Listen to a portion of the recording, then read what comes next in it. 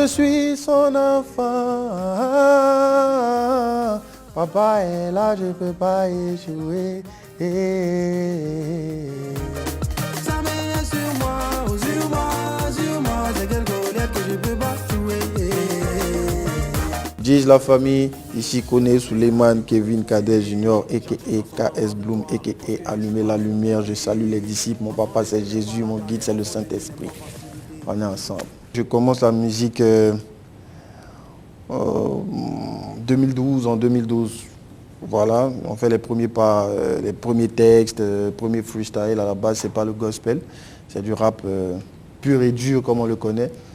Voilà, on s'est laissé inspirer par une vague de rappeurs qui étaient là, qui étaient nés, Section d'Assaut, La Fouine, tout ça.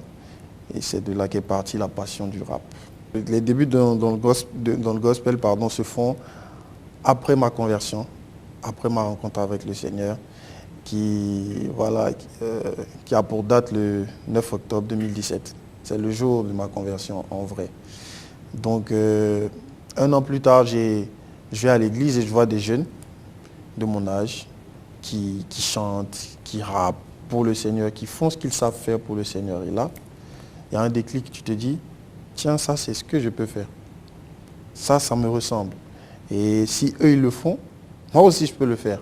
Et la Bible nous le dit qu'il faut on fasse toutes choses pour sa gloire. Donc, autant faire ce que je sais faire pour pouvoir toucher des personnes et glorifier mon Dieu. Voilà, c'est de là que tout est parti dans la musique gospel. Ma vision de l'industrie musicale en général, c'est que c'est pas facile. C'est pas du tout évident. Je veux dire, il n'y a pas de calcul exact. Au début, c'est la passion. Tu fais avec passion et c'est Dieu qui bénit. Parce qu'il y en a tellement de talents. Mais pourquoi c'est toi qui tires ton épingle du jeu? Comment tu fais pour être à la tête? Comment tu fais pour cartonner? C'est vraiment la grâce de Dieu. Donc déjà, je dirais que ce n'est pas facile, mais aussi, il y a ses avantages. Voilà. C'est pourquoi je suis sur cette chaîne aujourd'hui. Je pense que ça fait partie des avantages. Et voilà, on bénit Dieu pour ça.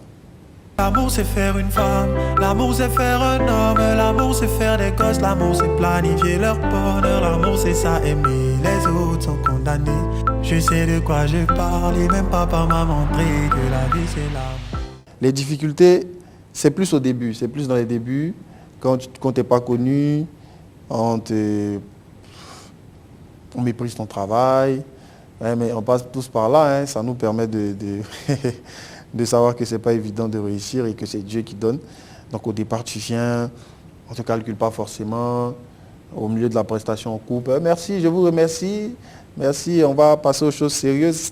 Ça dit que pendant que tu es en train de prester, toi, on coupe ta prestation et on dit on va passer aux choses sérieuses. Donc genre, tu ne fais pas partie des choses sérieuses, quoi. Tu vois un peu ce que je veux dire. Mais c'est ces petites frustrations-là qui nous ont donné la force aussi la détermination pour dire on va persévérer jusqu'à ce que ça fonctionne. Donc voilà. Mon tout premier concert, c'était au Palais de la Culture, chez nous, à l'Esplanade. On avait plus de 8000 personnes. 1 mois ou 2 après la sortie de mon premier album, c'est un record inégalé jusqu'à présent dans notre pays. Et ça, c'est une grande fierté. Il y avait aussi ma toute première fois à Paris, Casino de Paris, l'un des rares artistes de cette génération à avoir rempli une telle salle, Casino de Paris, qui prend plus de 2000 personnes, guichet fermé, c'était extraordinaire. Il y avait l'ambassadeur, il y avait mon père Assalfo qui était venu me soutenir et tout. Et voilà, je veux dire, c'est mes 2 plus grosses scènes.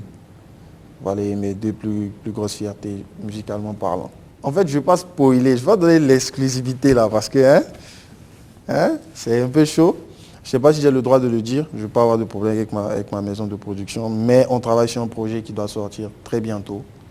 Et on le saura tous quand la date sera communiquée sur nos réseaux. Voilà, ça c'est le projet à court terme, on va dire, parce que ça ne va pas tarder.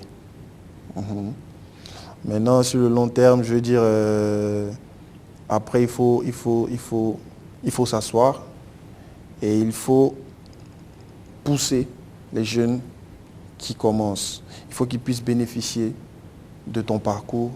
Je pense que c'est ça le but de chaque être humain sur Terre, c'est qu'il faut être utile pour l'autre. Pour les autres qui n'ont pas forcément ce que vous avez, il faut leur tendre la main. Donc, il y a des projets à venir dans ce sens pour pouvoir encadrer nos jeunes frères qui viennent, pouvoir aussi œuvrer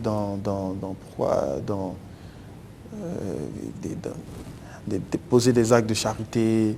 Pourquoi pas faire un orphelinat, pourquoi pas faire... Il y a tellement de choses dans la tête, c'est le Seigneur qui va nous conduire là où il nous veut exactement. Donc on suit l'esprit, comme on dit chez nous.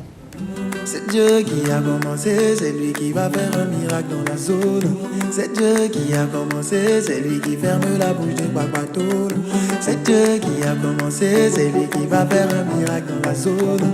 C'est Dieu qui a commencé, c'est lui qui ferme la bouche de Babato. Dieu, allô, allô, Dieu, allez, allez. C'est le message que je chante, c'est le message qu'on essaie de faire passer à chaque fois qu'on fait nos sorties. C'est de mettre le Seigneur en priorité. Parce qu'en vrai, c'est la seule relation qui nous suit de la naissance jusqu'à l'éternité. Parce que des amis, on les perd en cours de route, certains, des parents même, voilà. Parce que tu es amené à faire ta vie, tu vas laisser ton père, tu vas laisser ta mère pour t'attacher à une personne. Ton époux, ton épouse, à un moment donné, la mort vous sépare, mais il y a un élément qui est là, qui est permanent, et c'est Dieu. Donc autant avoir une bonne relation avec lui. Comme ça, quand tu quittes ici, tu as l'assurance que c'est ton pote que tu vas croiser. Mais si tu es loin de lui, pendant que tu es sur la terre, tu fais comment quand tu quittes la terre? Tu vois un peu. Donc c'est le message que j'aimerais donner à tous ceux qui regardent.